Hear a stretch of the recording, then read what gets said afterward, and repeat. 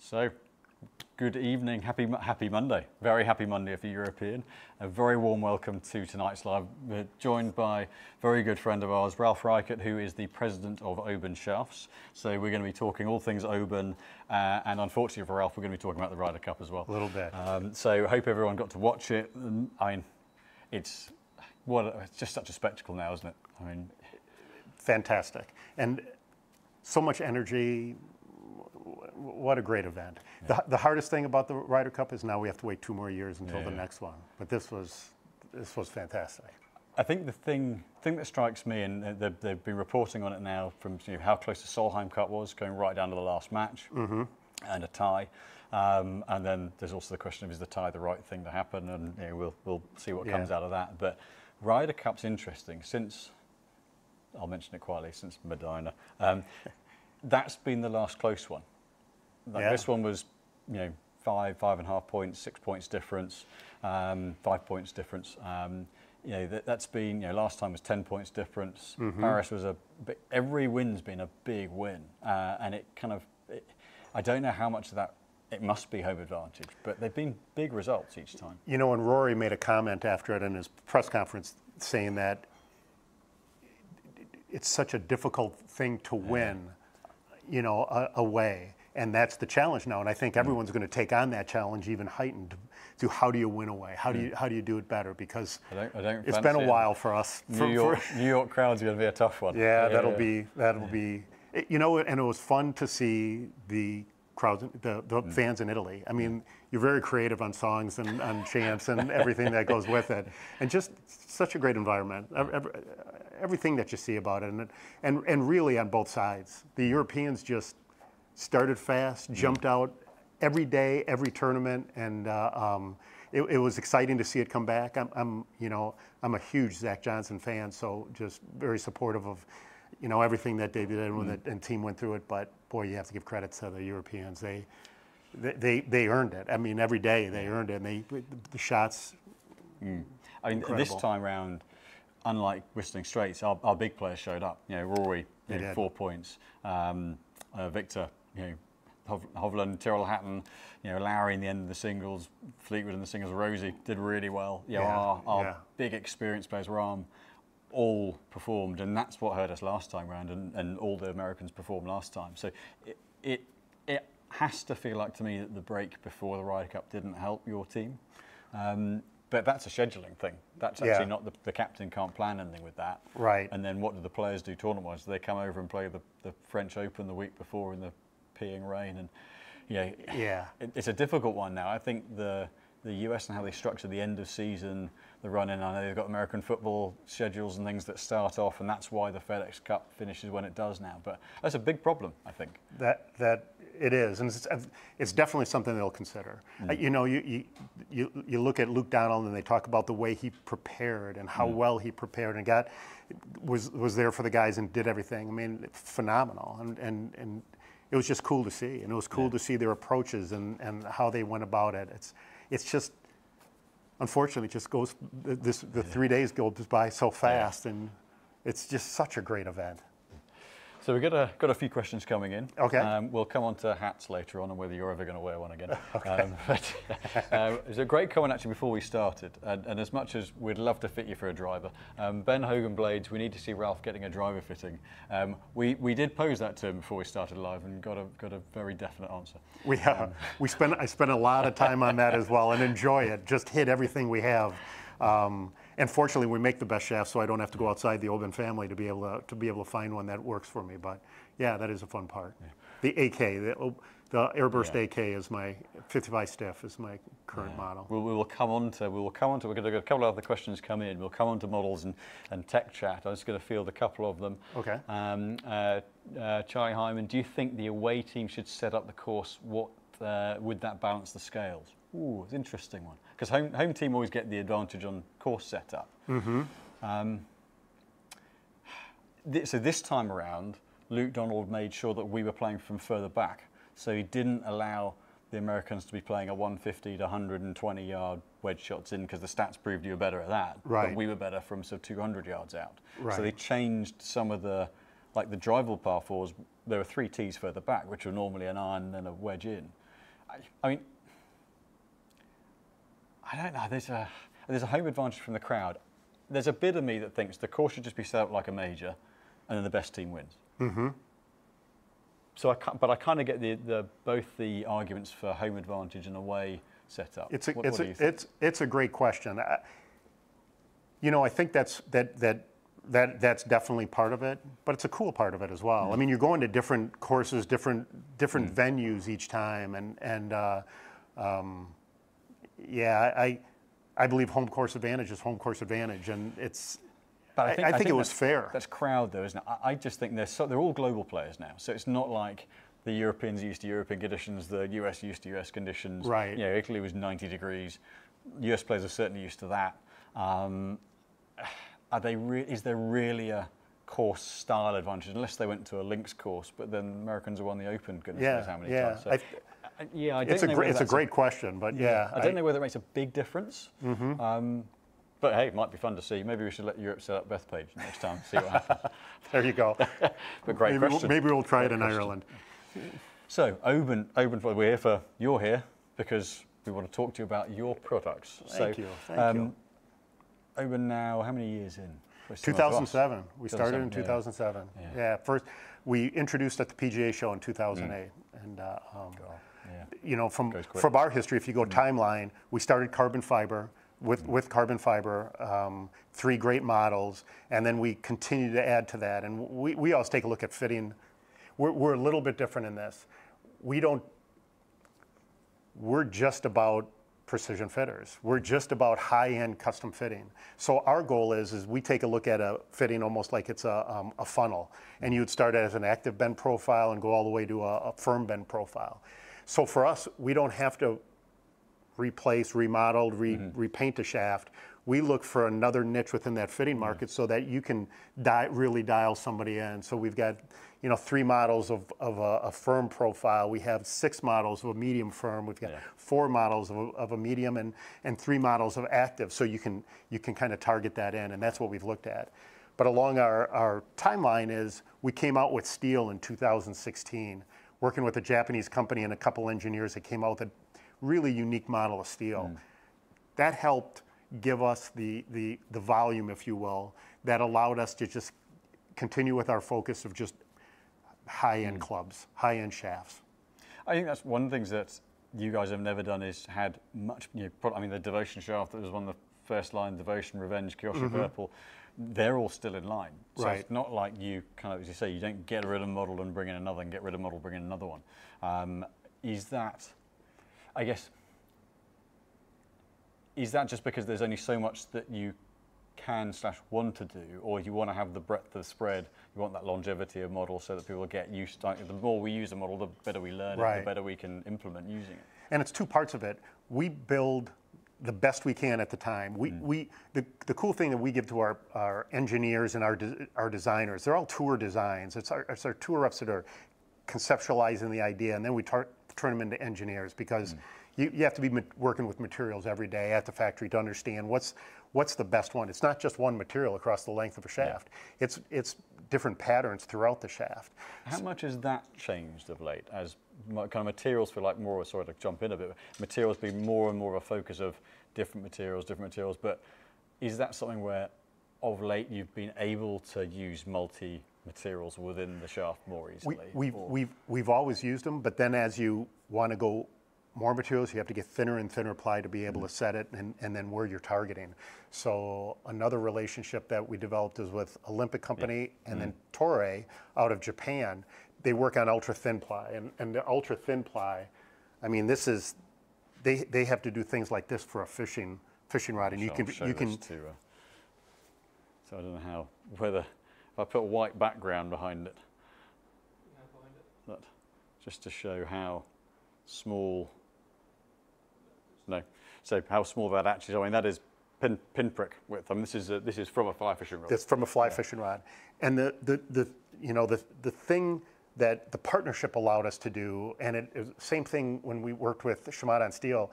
They had a unique material, but in order to be able to utilize the material, they had to custom design machinery. They had to custom design their process to handle this, because ultra thin ply means you're using less resin or the epoxy to hold all the carbon fiber together, and more carbon fiber. So that's where it's not smooth. Yeah. And, so kind of for those who can't do feel, it's a slightly rough texture where you can feel the kind of the lumps on the layers and the strands of the fibers going through it. Exactly. Yeah. So you can expose this on a fly rod. You can't do it on a golf shaft because it has to be a smooth golf shaft. That's one of the rules of the golf shaft. By the way, we did just design our first fly rod, just showing that what could be possible. Yeah. It's twice the cost of a normal fly rod, but it just takes advantage of these type of materials in this kind of process.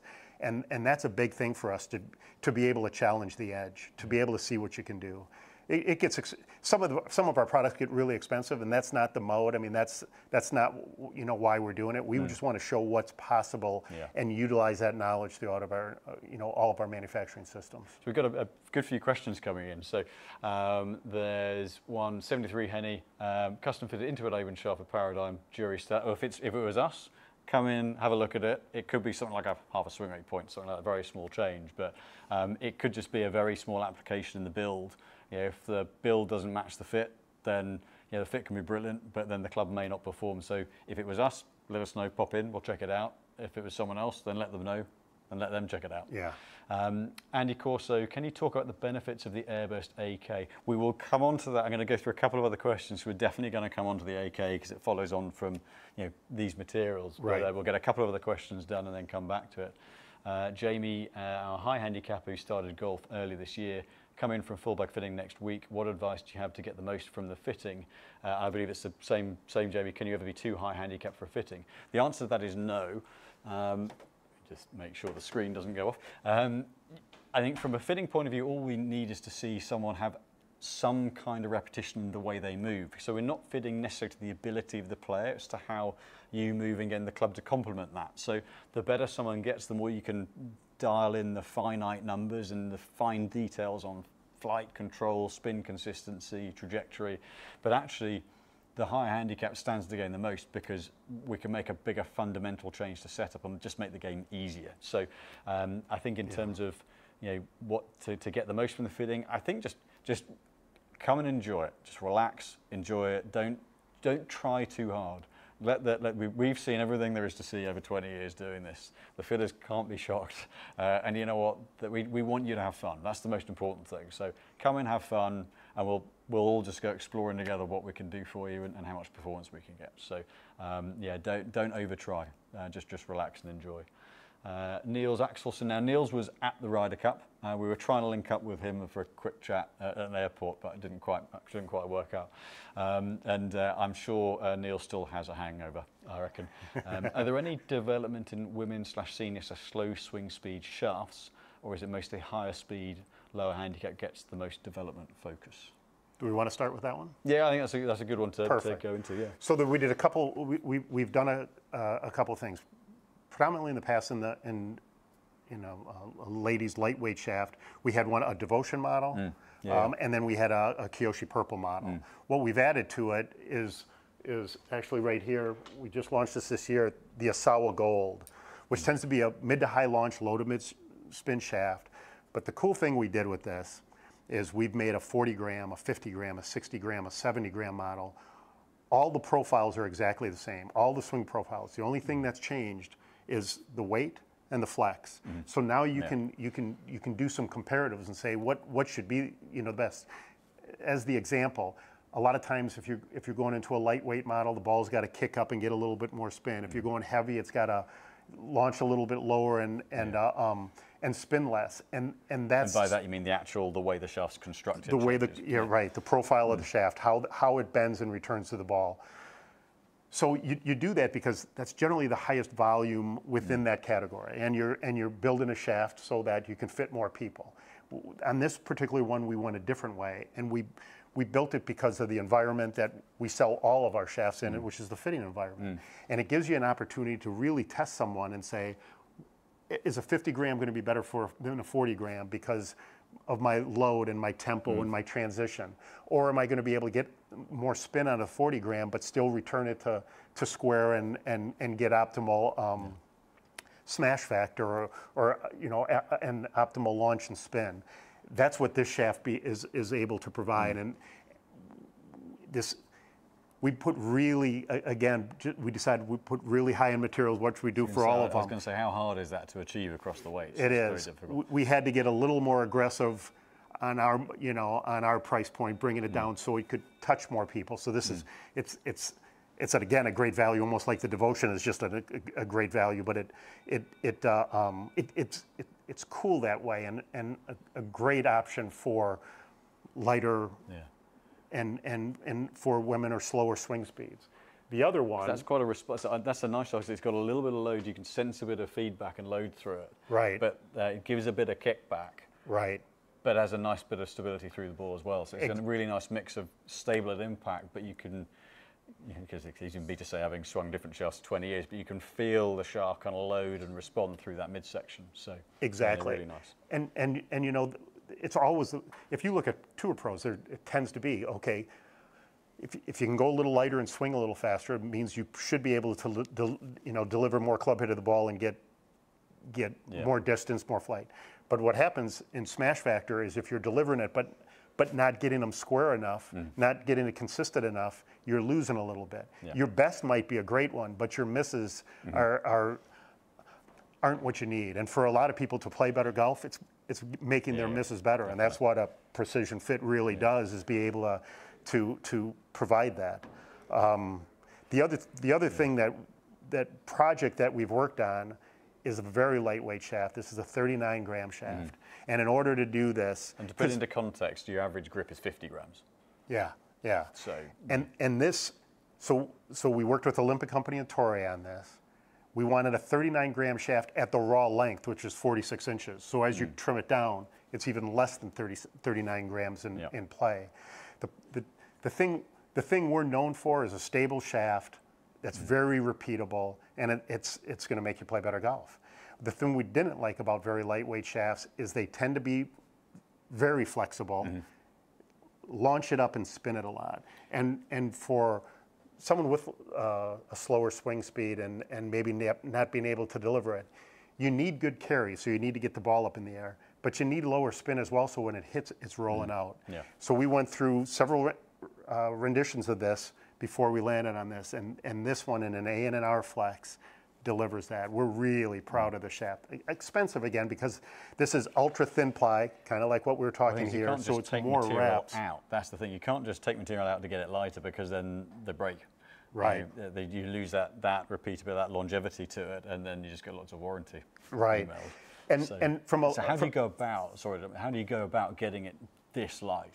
So the material choices, and then ultra thin ply, so that we could position it. So if you take a look what ultra thin ply means, and the difference between like a stock shaft, so you put maybe one full layer and a couple wraps on it, you're keeping the materials down so that you can produce it quicker, and you can get more output and keep the cost low, that you can hit the price point that you need. Yep. As you go up, you tend to use more material throughout, not full flags, but cross-directional material, higher-end material, but then being able to start position it at the butt section, at the tip section, where you need to be. Yeah, because that takes the most stress in the swing, from the handle where the player's loading it, and then the tip end where it's got. Exactly, and then you can build the profile you want to have that shaft react the way you want. Because when the first ones, if it's too high and too spinny, now you got to start positioning material and spots to be able to bring that down to the profile and the performance that we want. And that's the fun about being able to work across the SKUs and work with someone like an Olympic company that's all they're doing all day is really exotic material, and the relationship what they've had with Torica, because Olympic designed the first carbon fiber fishing rod back in the mid-'70s with Torica. So it's a long-term relationship that we were able to insert ourselves in and bring our knowledge, expertise on the profiles that we wanted and use their process to develop them. So yeah, it's very expensive, but it gives another option. And I guess further to that question, I guess a lot of shaft development over the years has been based on, obviously, the Proving Grounds Tour. So it's always been the tour profiles are the top end ones. And it's actually there are so few players that swing it like a tour pro. Right. And so actually has there been a shift in focus towards a more consumer, almost consumer-targeted design in the last few years? Yeah, that's a great question. Was that your question, or does that not, come from the outside? You're going to feed some in there? Claim that, yeah. So if not, should there be? So the answer that we would have is, the other element that we utilize is, and we're fairly limited on the amount of fitters that we deal with. We deal with basically precision fits and builds that can do it all themselves. So we're limited worldwide on how many we work with, and it's intentional because we want you know, if you take a look at that wall, you would see the investment that you have. If you take a look at your studios of all your technology, this is not a small investment, but it allows you to provide the best fitting to get someone in the right setup. We made a decision early on. We'd rather put the money in the designs, in the shafts, and let them prove it out. And the coolest part about this, and that's, you know, it's the competition. It's just like coming off the Ryder Cup. We're never the only shaft you'd put someone in a fitting. We have to compete. I mean, there's hundreds of shafts on the wall that we compete with every day. Yeah. And what it comes down to is being able to prove yourself out in a fitting, and you're going to have people with similar profiles at what we have and maybe some similar materials, but they're not going to do it the same way that we've done it, and we'll invest in it and we'll win in a fitting. So because you're going to put someone in, your reputation and your customer spreading your story is based on you getting them whatever's best. And you know, from our standpoint, we don't have to drive people to you because they're getting to understand it. We have to give you something that they're not going to be able to get anywhere else, and you're going to be able to show them, is it better? And that's ultimately what it comes down to. Because I think in the fitting bays, in the testing, what we see, when we know we've got a really good product in our hands, when we see consistency of performance across different swing styles, different player styles, different swing strengths, where the actual, there are certain shafts that will, over the years, you kind of find yourself going to as a marker point, as a kind of a baseline, because you know what it's going to do. Right. And I think that to me, that's the bit that tells me that's a really good shaft, because it performs within reason, no matter who's swinging it, it performs very similarly. You get consistency of performance out of it, rather than being really mercurial, either really good or really bad. It's generally kind of thereabouts. So that's certainly something that always shows out in the fitting bay. Yes. Quick one from Kent in Australia. Is there a precision shaft fitter for this mob here in Australia? Well, we're doing, there's a great guy called Zane Navy. He's Cool Club's location. I think, is he Melbourne way? They've got 3 of them, so there are 3 Cool Clubs locations, and they're certainly going to be great. We know Zane from over here. He moved back longer ago than it feels like. It could be as much as 10 years ago, could be more. But they're certainly great guys, and certainly worth looking those guys up. And Oban works with Pure Form, that's in Australia as well, and they do a nice job with Oban shafts there as well. So AK. So see, alluded to as Andy Corso asking about AK. Now, you know, this is a very dear shaft. It's top grade. I guess the fly fishing rod is going back to that very quickly, I guess that's a marker point, because it's the amount of bending and loading and movement that you get out of a fly fishing rod without breakage. Exactly. It can kind of bend down on itself. When I've been out deep sea fishing and had a rod go that way, and you go, how is this thing not breaking? But is that the key, almost the kind of key thing to some of those materials, that you've got so much, not mobility, so much movement possible within that material, but such a strong residual strength. The elasticity of it to be able to come back. It's a big word for Monday. Yeah, it is. The other part about it is, you know, there's a certain shaft that'll feel good to you, and that's another thing that we're always looking to, and what we try to achieve: a very stable structure, but a great feel, because you're trying to, you know. It's easy to make a stiff, hard-feeling shaft. Right, and it's boardy, and then you have to feel like you do all the work. It's called a Graffalo balloon. Yeah. I remember from years back. The thing we always say too is, and when I go back to the funnel, I'll get back to that, where it's from an active profile to a firm profile. Active profile, you feel like the shaft's working for you. Firm profile, you just know where the head is. It's a more stable shaft that you fit for all the, throughout. And then you hit in between. So, what we're always looking to do is that you have confidence that, one, it's a stable feeling, that you can that you can put the swing on you want to put on. Trust point of view, isn't it? Yeah, and as you're coming down to it and you got to go after it a little bit more, again, that you feel that you can do that and it's not going to get away from you. That's why we don't like really over flexible shafts. That's a huge part about it. And again, we could talk about material numbers and all those types of things that generally more engineers will know than anything else. But the concept behind it is that the more you put in, the more consistent the material is, so it's repeatable. The better it feels, the better it returns to it from a performance standpoint. From a construction, if you take a look at this, and this is where it comes down to, we see cutaways of shafts. We have microscopes that can be able to do that, to analyze a shaft and see how tight that roll is. It's like rolling a cigar, if you will. You're putting all those layers on, and how tight that is defines as how well it's going to burn, and how smooth that's tasting. It's not unlike from a golf shaft standpoint, the tightness and that you have all the layers matching up and evenly flowing around them is going to give you the repetition that you want. And the cool thing about, because the comment about the fly rod is true. It's one part it's the bend, but the other part about the fly rod is you're coming at it from different angles, and you want that rod to bend accordingly no matter where you are, because that gives you your being able to lay the fly where you want to lay it. The thing about from a golf shaft standpoint, there's two bends or flex points, planes, if you will. One is based on the head weight. It's going to do a little bit of droop. And the other one is along the swing plane. You want those as repetitive as you can, because that just allows you to return square. And the part about it, and we'll go back to the first question of should you be fit, you want to have a club in your hands that matches up with your swing, so you can work on your swing knowing that club is delivering it the same way each time. You want to take out one variable, and the better the tool in your hand, the better it is you can work on what you and your coach are working on. And that's the key from a fitting point of view. The bend profile, that's the key to that repeatability, in terms of depending on how someone swings, they're going to load different areas of the shaft, different zones, which is the handle end, the center section.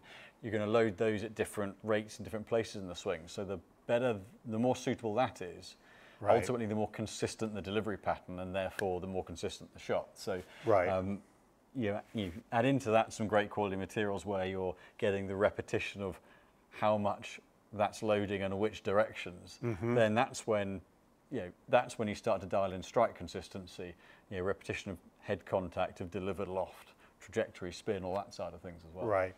So if you want to talk a little bit about what this shaft will do for you, so this has a Kevlar section in the butt section to give it hoop strength. And hoop strength is basically keeping that shape throughout the swing. All the pressure and the load that you're putting on a swing tends to deform a shaft, can deform a shaft a little bit. In terms of sort of squashing it, ovaling. Right. So there's actually in the EI profiling of shafts right now, which will tell you what kind of profile it is. They're also doing stress on the shaft to be able to see what's the hoop strength. And with the materials throughout this, and just from an overall standpoint, it's more tip stiff and butt stiff and a little more active in the middle. But the hoop strength on this is almost like, if 100% is perfect, it's like 99. I mean, it's crazy how good this is. But ultimately, when we take a look and say, are we going forward with a shaft, if we have to get ball speed out. You have to improve performance to be able to do this. And this was able to gain ball speed. Now, I'll say, probably it's just a phenomenal shaft made, but it doesn't matter if it's not fit for you. That's what it comes down to. Yeah, you could have a $10 stock shaft that's just, and that's the thing with fitting, isn't it? The best shaft, so like in my 3-wood I played, trying to think how long. Basically since the Kyoshi Purple was launched, I've played that shaft. It's just always worked for me. And as long as the soft bit in the middle doesn't get any softer, then if I stay the same, it'll continue to work for me. But that could be the absolute worst shaft for the next person. Right. And you can have great materials and be able to do weird and wonderful and amazing things from a structure point of view. but just buying one doesn't mean it's going to work. Exactly. So, Because we have some really cool designs and some great graphics and colors, and people say, God, I really want to play that shaft. Yeah. Well, go get fit and see if it works for you, because that's the ultimate part. And it's also why when people, we don't sell shafts directly to consumer. And the reason is we'll have people tell us about the shaft that they're currently playing. They'll send us TrackMan data. They'll send us a lot of information and say, what's the best shaft for me? And our response is pretty consistent. It's a funnel. I can tell you what you're describing to me is a firm profile. Here are the 3 models, but now we have all these different weights. We have different tipping that you can put onto them to really dial in flex, to really tighten all that up for you. I can't get it we can't get it good enough off of what you've sent me compared to what you can do. And we want you to play better golf. So ultimately, we lose sales because of it, and we're okay with that, because our long-term goal is just keep driving this through. That it's all about getting fit to play your best golf. Make sure someone's in the right shaft. Yeah, exactly. I mean, I've played going on to. Actually, another question from Niels Axelson. Do you have staff players to get feedback, or are you more lab-based and taking feedback from your fitting network? That's a great question, it would be. He does ask some good questions. He really does. He's on target. Yeah. He's also one of our IT kind of feedback consultants as well, based on whenever there's something going on. He says, "You should try this." Perfect. Smart guy. This is. Thank you, Neil. So the answer would be, we definitely have. We don't have staff players. We don't pay anyone to play our shafts, but we have tour representatives that work with players. So couple points. They'll work with them on testing. So we've got a group of tour professionals that we can go, here, give this a try. We want to see what you're doing and see if we've accomplished what we want to do and need to know what we tweak. We have fitters that we definitely have that kind of relationship with as well, both on concept and design, but then also on testing and seeing it as it's going through and across the range of weights and flexes that we do. And then, we have laboratory capabilities to be able to perform that as well, robots and things of that nature to be able to test it out. So we really go across that grouping. And because we've built up a good portfolio of shafts right now and understand them, now we're starting to see, are we dialing into that level we want to get to, and what do we need to tweak? So it's we're very pleased with that. How long does it take to take a shaft from almost sort of concept to production? What's the sort of timeline? That's a good question. So I would probably say we're dealing a year and a half, be able to get the concept, get some models testing before we're ready to go to production. And then whatever timing that production is, it's a little longer on the ultra thin ply to manufacture that. We hope to launch within 2 years generally. And we have kind of a stable of products that we're working on all the time, so we've got things going at all times to be able to achieve. And then the other element of Oban is steel.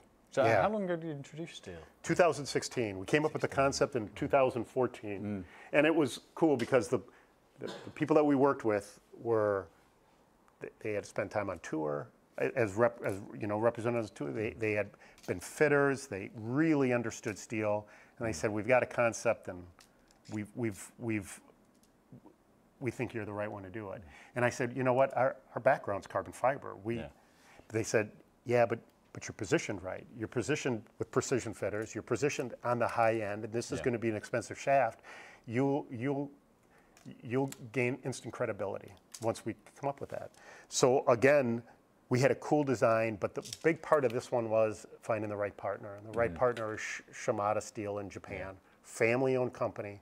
But what they did, a couple things again, which starts to become consistent with what we found success with. They're the only ones that extrude a shaft. And what I mean by that is when you take steel, you're generally flat, rolled, and then seamed in some way. They can bond those two sides together. It doesn't have to be welded, which it was in the past. They can fuse it together and make a pretty good structure. But what extruded is they can billet of steel, and you're forcing it through a die into a tube. So the wall thickness remains the same. I can't even begin to imagine the pressure and the force required for that. Yeah.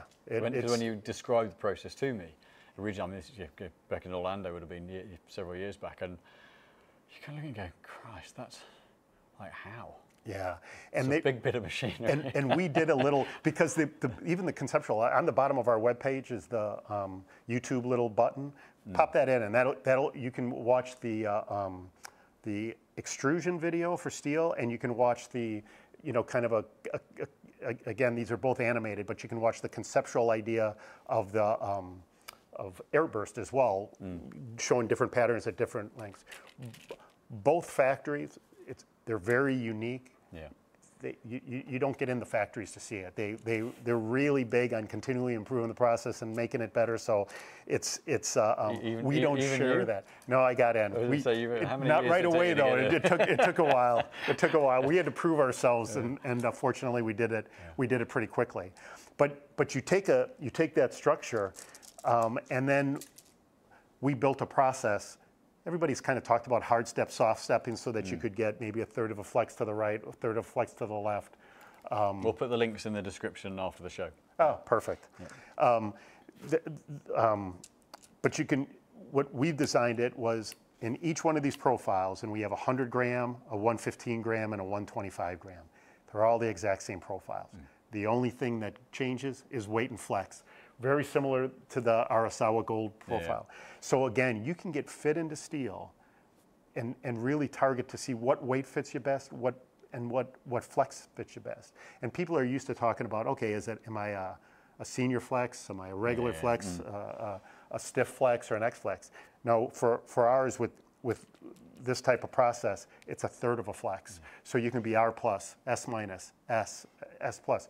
Again, you're just dialing in weight and flex. And I would say that the cool thing about this, and some testing against all the shafts, we were getting results back saying, this is the most consistent shaft that we've seen. And our question was, and it was asked, why is this so consistent? We said, well, it's Japanese steel, we're extruded. The heat treatment that we have in this is very unique. The straight prospirals that we enact in this is very unique. But I said, how are you measuring this that you're seeing it? And they said, well, on a robot, we're putting sensors down the shaft and on the head. We can see that club go away and then come back in. And by the droop and the deflection as it's coming away, you're taking it back more consistently than any other shaft that we're seeing, and then you're bringing it in more. Yeah. And the thing that I love about our steel is when you're in a fitting, you're testing generally one iron against a wide range of shafts, seeing how they can perform the best. Because of the consistency of this process, that 7 iron is going to be the most consistent you hit. But because of the consistency of these shafts all the way through the set, it's going to be the best built shaft you could ever have. Because it's the one, so when you mentioned about sort of soft step and hard step, what it is you don't have to put a 6 iron shaft in a 6 iron, you can put a 5 iron shaft in a 6 iron, which is a soft step, or a 7 iron in a 6 iron, which is a hard step to kind of manipulate the flex of a steel shaft, like you would tip trimming a wood shaft. Right. But in these, rather than having a 3 iron shaft to a wedge shaft, you've got a kind of a 0 iron shaft to a extra lob. So you've got an extended spread of shaft lengths. Exactly. And that's the bit that allows you to dial up and down. So there's about a gram or so each shaft. Right. And in fact, I'll get in. The way this is set up is they're all constant weight. So the 115, every one of our all 13 shafts going from a 35.5 inch length to a 41.5 inch length, exactly the same weight. Balance point always just slightly back of center on every one of the shafts. Yeah. When you're dialing in, all you're doing is butt trimming. Yeah. And as you're butt trimming, you're basically removing about a gram and a half. You're taking about 4 or 5 CPMs, which is about a third of a flex. Balance point always stays the same. So it's going to be the most consistent shaft that you've ever had. I mean, I've played them for 5, trying to think how long it's been, 5 years or so.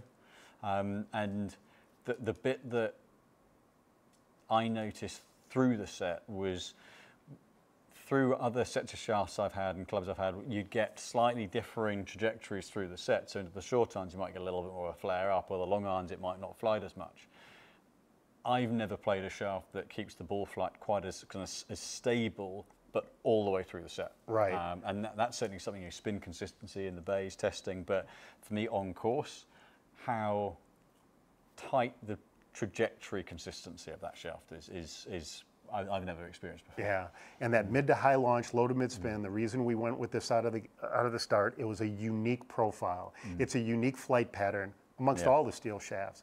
And what we found with that spin profile, it holds line. It holds line better as far as dispersion control, because we're always looking at both yardage and then obviously left to right. But those are critical. Then the other cool thing about this, because of the way we've profiled these shafts, the opportunity for wedges is just, you can continue with the same weight. You can, what I've done, so I play stiff in throughout the set in our 115s, and a stiff 115, because once you've trimmed it down, it's playing about 107 grams. Then on the wedges, I go with our 125, but I've backed that off to a stiff minus, because I just want a little softness in the wedges for feel, and just love that combination. But it really gives you the opportunity to dial somebody in. You can really kind of play around with whether it's, say, flex weight. There's so much versatility to it, and you can really kind of fine tune it in. Yeah, it's been a fun shaft to work with last few years. And I'll ask a question, and I don't know if it's up here, so I forgive if someone's asked that, but we'll be asked the question then. Okay, so since it's extruded with no seam, the puring system or the alignment system, do you need to do that with these shafts? And the probably when Purion first came out, that's the way it was described. You're finding the seam of a shaft and you're aligning it to get best performance. But really what that Purion machine does, especially as it's continue to improve over time, it's every manufacturing process has variation. That Purion system finds the variation in a shaft and then all aligns them. These steel are expensive. We're more expensive than any steel shaft out there, right now. My answer would be, you're going to build the best set of irons that you've ever had. You might as well make them the absolute best they can be. And we suggest Purion on all of our products, because we want you to play your best golf, and we want your. But I think you're right. Historically, it's been seen as a criticism of the product rather than okay, look, there are many of each one being made, and you wouldn't not drive a car without the wheels balanced. And ultimately, that's all. It's not changing the structure of the shaft. It's just putting it in the position that gives you the best chance of the best performance. So, right. And that's certainly something that you saying that, and we've heard Hero from Nippon saying the same thing over the last sort of 10 years or so. That can almost sort of, it's almost like a kind of the manufacturers feeling like they're being criticised is actually turned around and saying, look, why wouldn't you? Why would you not get what you designed the shaft for? From a performance point of view, by taking out any extraneous twisting or anything extra in the shaft. So exactly, especially since you're putting a mass on the end with different CGs and. Yes, that's well said. So a couple of quick questions. I think Luke Sommer said Oben Kyoshi Tour Limited X is amazing in 3-wood. Thank you. And then Kent, who's the mob in Australia, said there's a lot of buzz about composite versus steel shafts on the irons. Can composite keep up with steel for a hard hitter? Now, I would say composite actually has far more ability to give stability versus steel, because there is so much of a thicker wall. There's so much more material there. Steel actually gives you more responsiveness at a heavier weight because there's less wall there. Whereas actually in a composite, there's a reason why you saw Bryson going into composite at 130 odd grams. It's because it's stiffer. There's so much material there. You can do more, I think, with a graphite, with a composite. Historically, you've had to lose feel because of the amount of material to get to weight.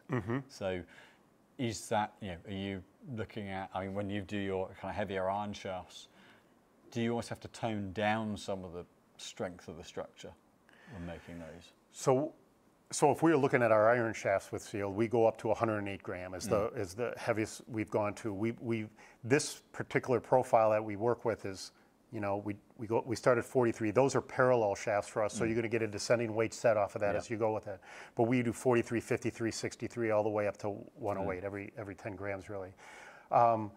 You're always going to fight that, and from a standpoint of what's going to be better for you, I think it comes down to which profile is going to match up. That's why it's nice to be able to try them all and see what works for you, see what fits to you, and what kind of consistency that you can get and the repeatability that you can get on there. That's an ongoing quest that we have, because we're looking at our next carbon fiber, we're looking at our next steel iron shaft. We'll continue to hit the range. It's really been able to dial in what fits best with you, and honestly, for for why you go back to a fitting every time you get a new head. This shaft is very head dependent. All shafts are head dependent as far as optimizing your performance. So getting that right kind of combination, that's the fun. That's why we love it. That's the kick we get, is just keep coming up with them. Historically, it's been steel because steel's been more cost efficient, and it's required less material to get the heavier weights, hence it's cost efficient.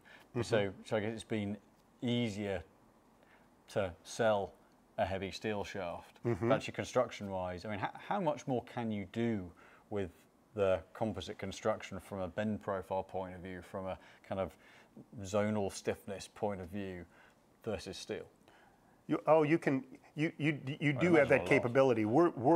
Because we're extruded, and the benefits of extrusion as far as repeatability goes, also sound, and you know what it all say, like in a putter fitting, what's feel? Sound is feel, and it's the same thing when you're optimizing the strike. I love great forgings, and I love the combination of, and I've played all of our graphite and our steel. I love the combination right now of that steel and that forging, and just the responsiveness it returns to you, and just love it. So part of it is personal preference as far as what you want to achieve and the look that you want to achieve, and what you're trying to hit. Yeah, we have additional areas we can go. We could make the AK and an iron shaft. It's just at that kind of cost, it really is. It really is. New Porsche or a set of AK iron shafts, but so that part of it, because you're multiplying it by 7 or 8, it's just you do have that in mind. And Luke Sommer said, how close is Kyoshi Black to the Tour Limited in feel? I would say Kyoshi Black's a harder feel. They're both fairly tip balanced. They're both like the 60 is nearer 70 grams, so high 60 around the 70 gram. Because I played Kyoshi Black in driver for a number of years. And it's because I like that firmer feel, tip balanced. Right. Almost less going on down the bottom. Tour, smoother, a little bit smoother. It is smoother. I played the Tour for a while, and I need it smooth. Black for me feels like I have to work to go after that black, and you never want that the unsubtlety feel. Of my action. Exactly. So the Tour Limit, that was a little smoother, but that's the point about it. On our firm profiles, you have like the Devotion 678, you have Kyoshi Black, and then you have Tour Limited, and generally, someone's going to have a preference on them. They're not going to say, well, these are all three are the same, because we didn't want to design them that way. They are different as far as how they come to it, and I would agree with you on your analysis on that. So one of the things that, I mean, thank you for all the insider info, all the knowledge. It's great. It's great hearing it from, excuse the phrase, the horse's mouth. Thank you. And for actually, thanks for all the questions, guys, coming in. And do fire a few more in. I thought seeing as we're coming towards the back end of the hour, we thought it might be quite fun, based on one of the shots of the century yesterday, for us to show everyone how, well, us, for me. For you. Because you've already said you're not hitting a shot today. Yeah, exactly. So I'm going to load up the 16th at Marcus Simone and try and pull off Tommy Fleetwood's shot, just for a laugh, having been stood here for 45 minutes. So let's load this up. And so keep firing questions in if you've got any more. It's been a while. I'm based out of Florida. Our offices are main office in Chicago and Naples, Florida. So I haven't been here in a while. This is a phenomenal facility. Just how you've invested here is a tribute. If you haven't been in here, you really should come in. It's been we had a chap in this morning who the last time he'd been in was 2009, which was our old studio back in Egham, which was, I think back then we would have had the kind of the two bays hitting into the net in the one side and the workshop the other side. But it was really funny. He walked in and went, "This is pretty different." And yeah, it's been, as you said, we've always wanted to constantly reinvest, constantly evolve, and keep offering us the best service we can to everyone. So the changes in the studio do definitely reflect that desire to keep pressing things forward. As you said, it takes years to do it because it's not cheap and easy. Right. So, but it's great fun. Great fun. So, right, here we are. All right. 16th. I'm going to come sit over here and watch this. I'm going to take the wind off because it's into, and this is already a very long shot, and I've been stood static for an hour. So, we have Open Devotion 6. And this is a good, One of the originals. one of the originals. We offer this in 2 versions right now because when we looked at it, we said, now we're not going to change the profile. But for people who have played it, we wanted to give another option. So this is our reserve. I'll go it this way. It's our reserve option. So it's the Devotion profile, it's the Devotion color, but we ion plated it, which adds about a gram and a half of weight. That's the original. That's the original. Exact same That's a great shaft. logo. This is It a is a little great bit logo. more expensive, but with great performance and continues to just be one of our top selling shafts. So I'm going to put a disclaimer on the first swing, just that I've been stood not doing anything. So this is really just to prove how good a shot that was. Oh. Actually, I don't have adrenaline right now, so this is why it might come up short. But yeah, it's that's quite a visual, isn't it? Right.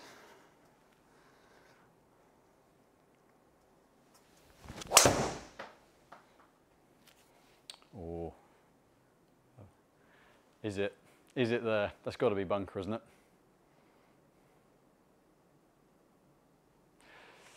Well, there were a couple of Ryder Cuppers that were taking that one, I think.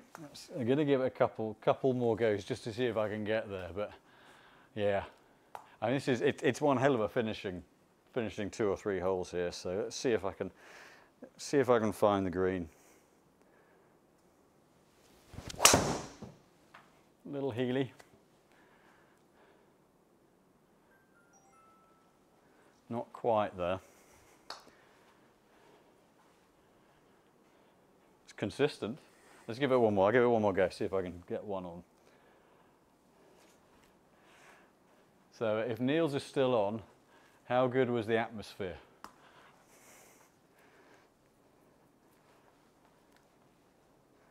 Oh, let's give it one last go.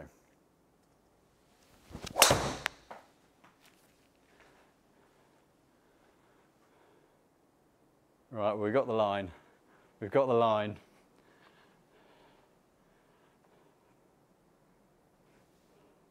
There we go. Just need 3 goes. And every Ryder Cupper would have taken that one. Well, Ralph, thank you so much for coming. It's a pleasure as always. It's great fun to catch up.